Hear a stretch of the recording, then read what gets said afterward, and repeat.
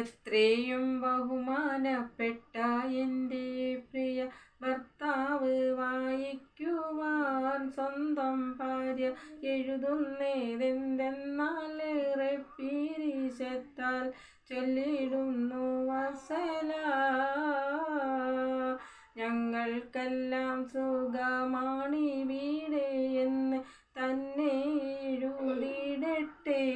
മാറുനാട്ടിൽ നിങ്ങൾക്കും അതിലേറെ ക്ഷേമമാണെന്ന് കരുതി സന്തോഷിക്കട്ടെ. എഴുതിയറിയിക്കാൻ കാര്യങ്ങൾ 100 എഴുതുകയല്ലാതെ വേറെന്ത് വഴിയുണ്ട്. എൻ മിഴികൾ തൂകും കണ്ണുനീരതു കണ്ട് എൻ കരൾ വേദന കാണുവാനാരുണ്ട്.